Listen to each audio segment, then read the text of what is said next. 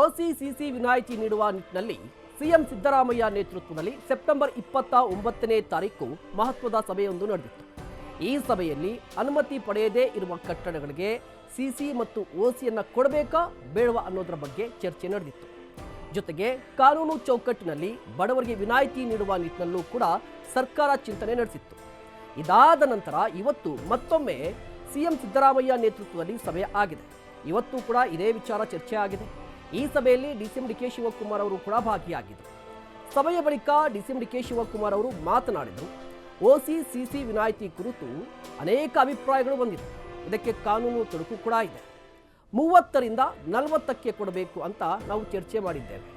ಆದರೆ ಈಗಾಗಲೇ ಕಟ್ಟಡ ನಿರ್ಮಾಣ ಮಾಡಿದವರಿಗೆ ಏನು ಮಾಡಬೇಕು ಅನ್ನೋದರ ಬಗ್ಗೆ ಕಾನೂನಿನ ಅಡಿಯಲ್ಲಿ ಚರ್ಚೆ ಮಾಡಲಾಗಿದೆ ಅಂತ ತಿಳಿಸಿದರು. ಇದರ ಜೊತೆಗೆ ನಾವು ನಾಳೆ ಕ್ಯಾಬಿನೆಟ್ಗೆ ಇದನ್ನು ತರಬೇಕೋ ಬೇಡವೋ ಅಂತ ಲೀಗಲ್ ಟೀಮ್ ಜೊತೆ ಚರ್ಚೆ ಮಾಡ್ತೀವಿ. ಕೋರ್ಟ್ ನಿರ್ದಿಷ್ಟವಾಗಿ ಹೇಳಿದೆ. ಅದೇ ಕಾರಣಕ್ಕಾಗಿ ಅನುಮತಿ ಪಡೆಯದೇ ಇರುವಂತಹ ಕಟ್ಟಡಗಳಿಗೆ ಸಿಸಿ ಮತ್ತು ಓಸಿಯನ್ನ ಕೊಡುವಂತಿಲ್ಲ ಅಂತ ಹೇಳಿದೆ. ಇದು ಬೆಂಗಳೂರಿಗೆ ಮಾತ್ರ ಅನ್ವಯ ಆಗಲ್ಲ, ಇಡೀ ರಾಜ್ಯಕ್ಕೆ ತೀರ್ಮಾನ ಅನ್ವಯ ಆಗುತ್ತೆ ಅಂತ ಹೇಳಿದರು. ಇದರ ಜೊತೆಗೆ ತಮಿಳುನಾಡು ಸೇರಿದಂತೆ ಅನೇಕ ರಾಜ್ಯದ ನಿರ್ಧಾರಗಳ ವರದಿಯನ್ನು ಕೂಡ ತರಿಸಿಕೊಂಡಿದ್ದೀವಿ ಅಂತ ಹೇಳಿ ಡಿಸಿಎಂ ಡಿ ಕೆ ಶಿವಕುಮಾರ್ ಅವರು ಹೇಳಿಕೆಯನ್ನು ಕೊಟ್ಟಿದ್ದಾರೆ.